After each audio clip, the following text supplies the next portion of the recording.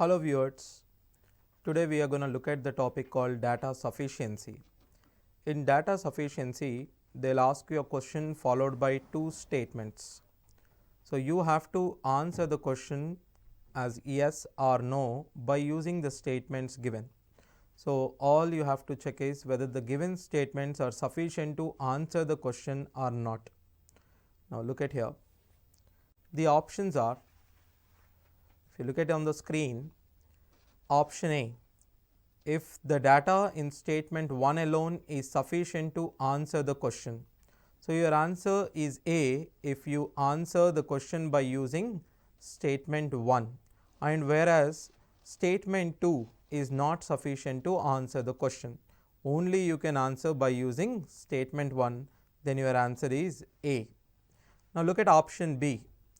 If the data in the statement 2 alone is sufficient to answer the question.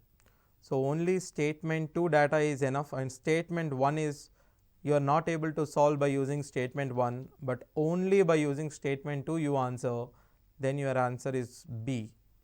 Now look at option C. If the data in either of the statement 1 or statement 2 alone is sufficient to answer the question, you can answer by using statement 1, and you can also answer by using statement 2. Individually you can also answer by using 1 or 2 is sufficient, therefore you can say answer is C.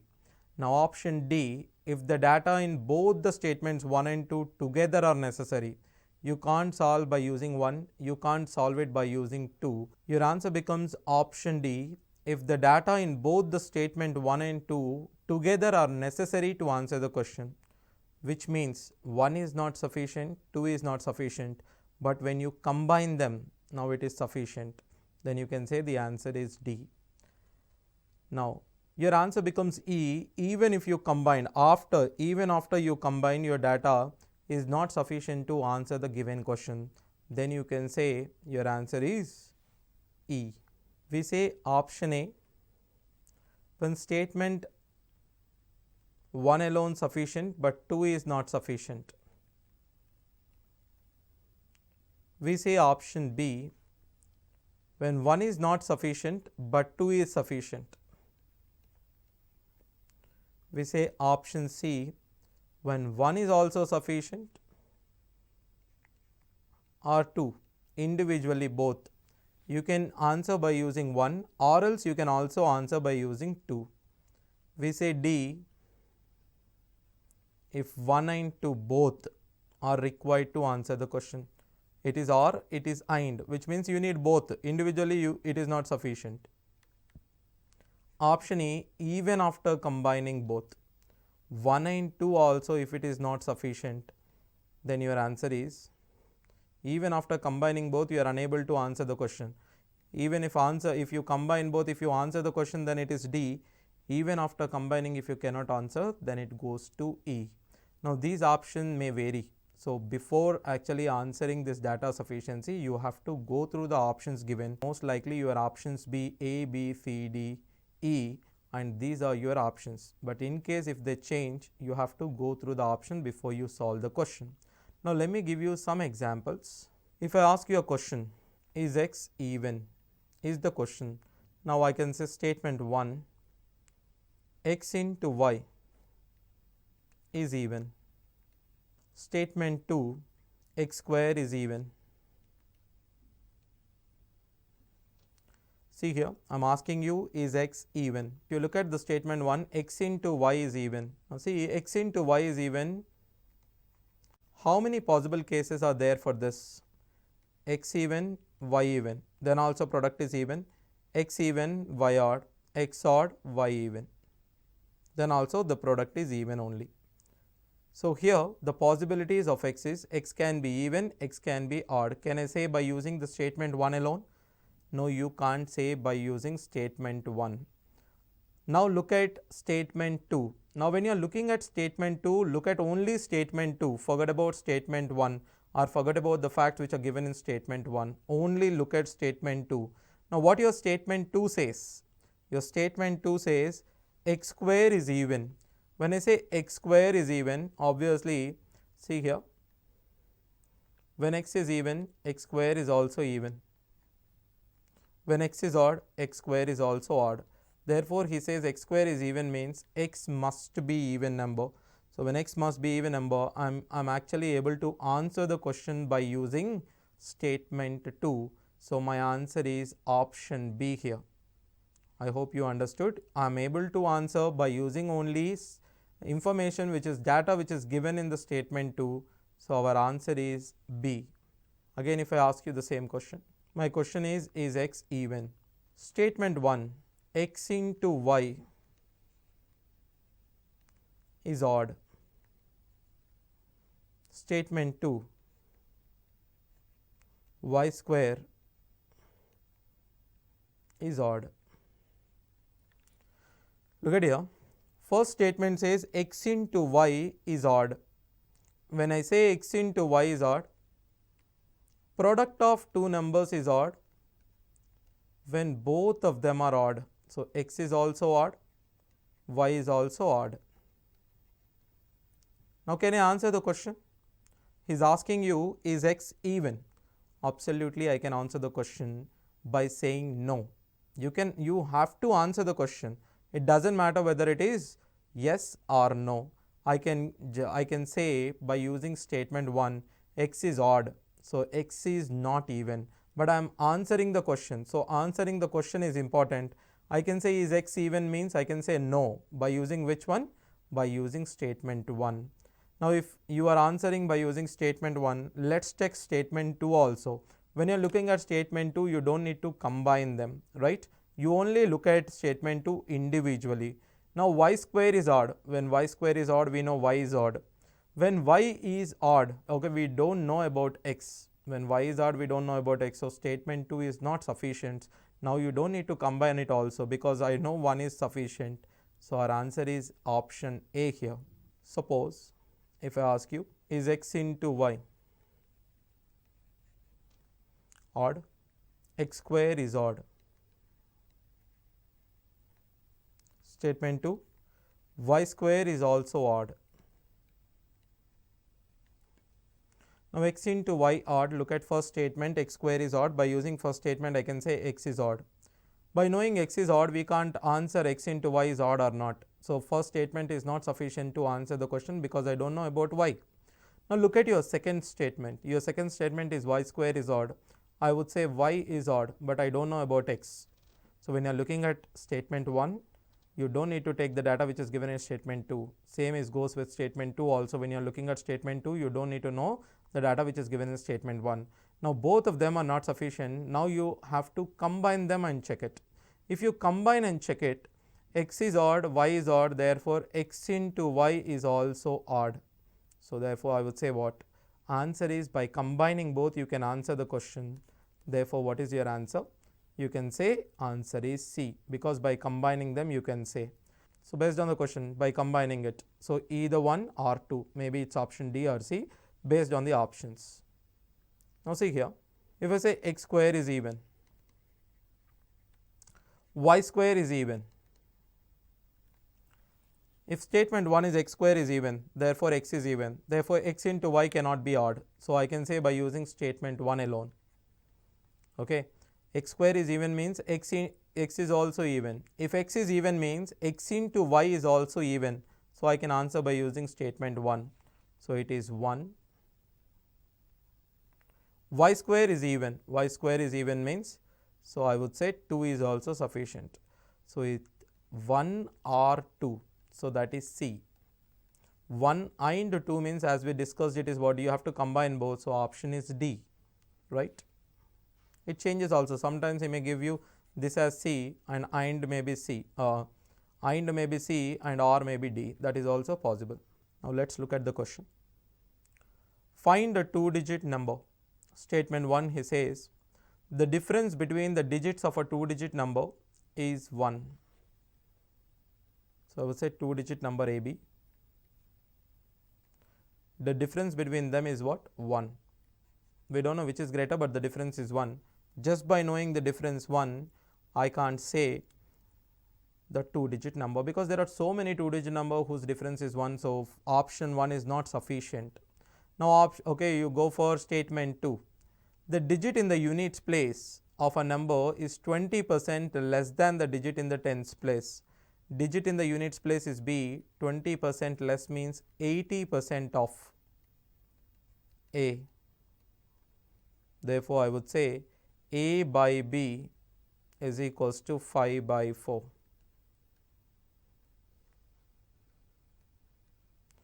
So, I would say a by b is 5:4.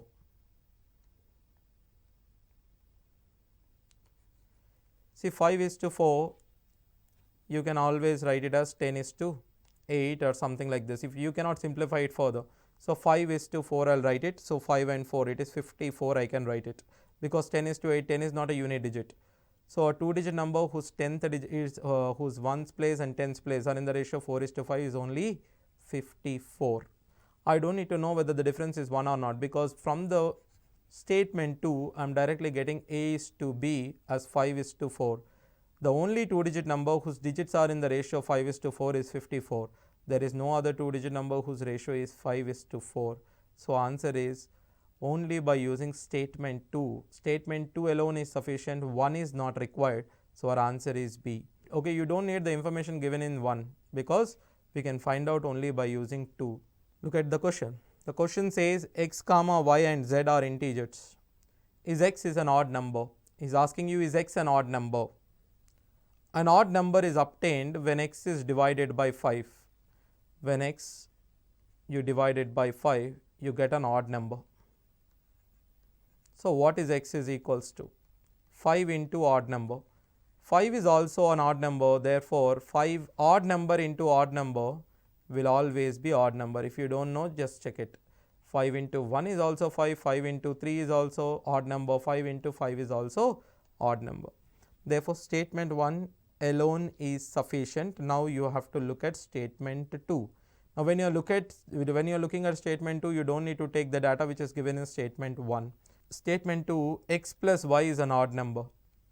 X plus y is an odd number when x is even, y is odd, or when x is odd, y is even. So, there are two cases.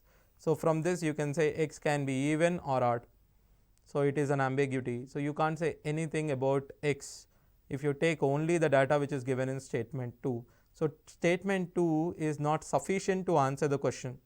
So, you look at statement 1, it is sufficient. Therefore, you say our answer is 1 alone is sufficient, whereas 2 is not sufficient. Answer is option A. So, here you don't need to actually find out the answer, just need to say whether the given statement are sufficient to answer it or not. Now, look at this one. What is the average daily wage of worker who works 5 days? We know what you mean by average. Average is equals to total sum of observations by number of observations. So, you need to know the total earnings of 5 days divided by 5. He made 80 on the first day. So, it is given that first day he made 80. So, you need to know second, third, fourth, fifth, right. Now, what statement 1 says? Worker made a total of 400 for the first 4 days of work. First 4 days of work he made 400. Therefore, fifth day we don't know, but in order to find out the total sum you should also know fifth day. So, is it possible to find out the average without knowing fifth day? We can't. So, 1 is not sufficient. Now, statement 2, the worker made 20% more each day than he did on the previous day. We know first day 80, 20% more 96. Now, I don't need to find out 20%, 20%, 20% in these cases, but I definitely know the answer here, here, here. Each time you increase it by 20%. If you know the data in all 5, can I find out the average or not? Yes, I can find out the average.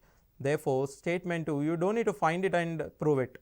All you need to say whether the data is sufficient or not. So, in this case, statement 2, data given in statement 2 is sufficient enough to answer the question. Therefore, your answer is B, because B alone is sufficient here, 1 is not sufficient. Look at the question. What is the sum of 10 terms in the arithmetic progression? So, arithmetic progression generally how it will be? A plus D and so on.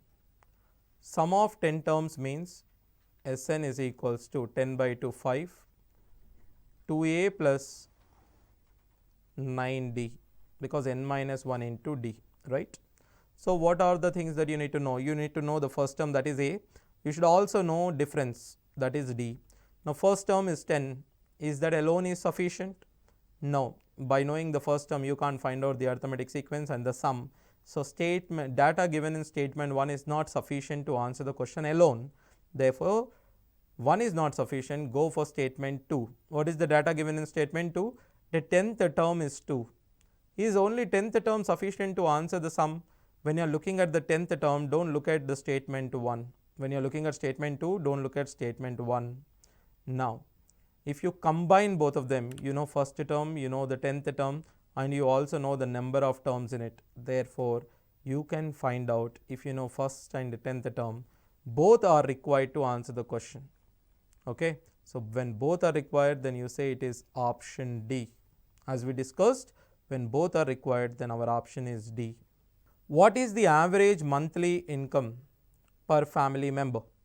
So you need to know what is the average monthly income of a family member. The statement 1 says each male earns 1250 a month and each female earns 1050 a month. Just by knowing, okay, a male on an average, a male earns 1250, on an average a female earns 1050, you can't find out the average. In order to know the average, generally what? You know N1, N2, average A1, A2. Here we know A1, A2, but you should also know the ratio of N1 is to N2, because if you know the ratio, the formula is N1 A1 plus N2 A2. If you combine the two groups, N1 plus N2, this we have seen in averages or mixtures and allegations. So the data sufficiency is basically, it can be from any chapter. So here in this case it is actually mixtures and allegation. In statement 1 he says A1 and A2 values. By just knowing A1 and A2 values you cannot find out the answer. Therefore 1 is not sufficient alone. Now let's check it 2. Ratio of males to female, he is giving you N1 is to N2 as 2 is to 1. Just by knowing number of males and number of females, we can't find out the average salary. We should also know their average salaries individually, A1 and A2. So 1 is not sufficient, 2 is not sufficient, but when you combine both of them, that is sufficient. Okay. Therefore D is sufficient because you are getting the ratio and you are also getting their individual salary. I don't need to find out the answer. I just need to say whether it is sufficient or not. Yes, it is sufficient when you combine them. So answer is D over there. Look at here. What percent of X salary is Y salary? Y is what percent of X? If I ask you, Y is what percent of X? I am changing the question a bit, but it is same meaning. Y is what percent of X? So it is simply asking you what is Y by X? What is Y by X into 100 value? Right? This is what he is asking you. Now see, X salary is 20% of Z salary. Y salary is 45% of Z salary. Statement 1, if you look at the relation is given in X and Z, there is no Y mentioned, so you cannot find out. Statement 2 is mentioned is only about Y and Z, so there is no X mentioned, so you cannot find out. So statement 1 is not sufficient, statement 2 is also not sufficient, but when you combine them, definitely it is sufficient. How? I don't need to actually find out, but let's see here. When I take Z is equals to 100 for a second, then X is 20% of Z means 20. Y is 45% of Z, then it is 45. Now I get this value Y by X into 100. Whatever it may be, when you know relation between X and Y, you can find it. By using Z, by combining statement 1 and 2, you can actually answer the question. Therefore it is again option D. By combining statement 1 and statement 2, you can answer the question. What is the population of state A? After an increase in the population of state A by 12%, state A population is increased by 12%, you can say 112 by 100, it becomes 627.2 lakh. What was it before? I can find out if I cancel it. I don't need to cancel it. Whether I find it out or not is very important. So yes, I can find it out. So 1 alone is sufficient. Now let's check 2, because if 2 is also true, then we go for option C, because both alone are sufficient.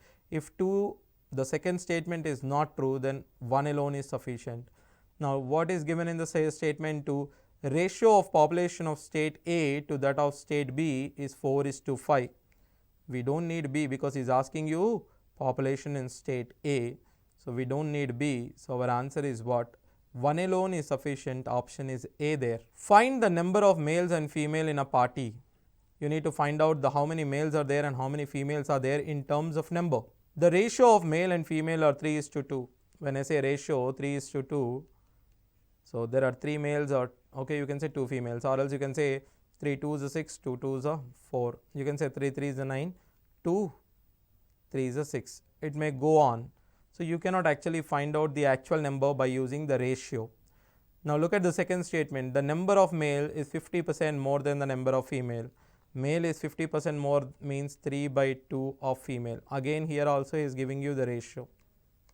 In both the statement is giving you the same data, and that too it is not sufficient. Data in statement 1, data in statement 2, both of them are same, but even after combining the data, you are unable to answer the given question. So what is your answer? Your answer is option E. Even after combining A and B or statement 1 and 2, you can't answer. Find the ratio of number of boys to the number of girls in a school. Number of boys is 30 more than number of girls. Number of boys 30 more than number of girls. For example, it can be difference 30 means you can say boys is 30 more. If it is 100, it is 70. If it is 110, it can be 80. It goes on like this. So any two numbers whose difference is 30, I can take it. But just by taking difference 30, you can't find out the ratio. Ratio varies. So first statement is not sufficient to answer the given question. Now see, second statement, number of girls is 75% of number of boys. Girls is 75% means you can say directly 3/4 or 75/100 of boys. Now what is boys is to girls? You can say 4:3. You can find out the ratio. So you can find out the ratio by using second statement alone. So our answer is B. What is the sum which earned interest? So he is simply asking you interest, nothing, no interest is given, so take it as a simple interest. So the total simple interest was 7,000 after 7 years. So is directly saying per an year the interest is 1,000, because simple interest it always the same. Simple interest is always proportional to the number of years. For 7 years it is 7,000 means for 1 year it is 1,000. But just knowing 1,000 is the interest, can I find out what is the sum that we put in? No, we cannot. So statement 1 is not sufficient to answer the question. When it comes to statement 2, the total of sum and simple interest was double of the sum after 5 years. For example, if you are putting 1 rupee, you are getting 5 rupees. You are getting 2 rupees in 5 years, which means double means it increased 100% in 5 years. If it increased 100% in 5 years, I would able to say the rate. The rate is 20%. So simple interest at what rate you have given? 20% you have given. But can I find out the sum? I can't. Just by knowing the rate, I cannot find out the principal amount. So 20% will not help you. Now let's combine and check it. If I combine, I know that 1 year it is 1,000 rupees you are getting, and it is 20%. If I know 20% is 1,000 rupees. If 20% is 1,000 rupees, what is 100%? I actually don't need to find out, but it is 5,000 rupees is the principal. All you have to check whether it is possible or not. I would say by combining it is possible. You don't need to find out whether it is 5,000 or 6,000. All you need to say is whether it is possible or not. Yes, it is possible, because rate and the value also you know. So therefore you can find out your principal. After combining 1 and 2, it is possible. Therefore answer is D. At what rate does Shaheen borrow money from Suresh? Now he is asking you to find out the rate. After 3 years he returns 5,600 to Suresh. After 5 years he returns 6,200 to Suresh. In both the cases amounts are given. If you look at statement A, statement 1 alone it is not sufficient, statement 2 alone it is not sufficient, just combine and check it. So he says principal plus 3 years of interest is how much? 5,600. Principal plus 5 years of interest, therefore how much it is? 6,200. Therefore 2 years of interest I would say 600. Interest per an year is 300. Interest per an year is 300. So I would say if you substitute, you will get the principal and also you get rate. I don't need to find out rate, but it is possible to find it out if you combine. What is usual time for Mukesh reaching his office? What is the usual time? Walking at 40% of usual speed, Mukesh reaches his office 18 minutes late. So if he walks with 40% of his usual speed, he takes 18 minutes late, means you can actually find out in terms of percentage. If it is 40%, he reaches 18 minutes late. If he walks with 100%, how many minutes earlier? Okay, how much is the actual time, you can find out, because the difference of time you know. Now look at, by using the first statement alone, I am not finding because no need to find it out. Look at the second one. Walking at 1/4 of his usual speed, he reaches office 22 minutes 30 seconds late. Again, obviously, what happens when speed decreases? Speed decreases, time increases, and you know what percent of speed decreasing and how much time increasing. So you can actually find out by using statement 2 also. I am not interested in finding the answer by using it. I am just interested whether can I say by using statement 1 or 2. That's all. Okay. Never solve if you can say by by looking at it. So I can say yes, I can find it out. Therefore 1 is also sufficient, 2 is also sufficient. Either you take 1 or you take 2, it is possible. Therefore our answer is C. 1 or 2 is possible to answer the question. What is the speed of running train which takes 6 seconds to cross the signal post? So it takes 6 seconds to cross a signal post. He is asking you the speed of train. Now you know the time, all you need to know is the length of train. Look at the statement 1, the length of the train is 90 meters. If the length of the train is 90 meters, it crosses a pole in 6 seconds, so you can say 90 by 6. So just by looking at 90 by 6, I can answer it. You don't need to even divide it. Okay. So our answer is 90 by 6. So by using statement 1, you can answer it. Look at statement 2. A train takes 18 seconds to cross a platform of 180 meters long. If you are looking at only statement 2, do you know the length of train? We don't know the length of train. Just by only knowing the length of platform, you cannot find out the total distance traveled. Therefore, only 1 alone is sufficient. Our answer is A in this case. So far in this video, we have seen data sufficiency problems related to percentages, related to numbers, related to averages, and related to some cases mixed and allegations, some cases related to time and distance, and trains also we have seen. So data sufficiency questions can be asked from any topic. All you need to know is how to look at the data in the given options, and you should know the basics of all the chapters in order to answer the data sufficiency. And one thing must be remembered when solving data sufficiency: don't solve the question completely. If you know that you get the answer by looking at the data, that's enough in data sufficiency. Sufficiency means, is it sufficient or not to answer the question? So that is enough. Thank you.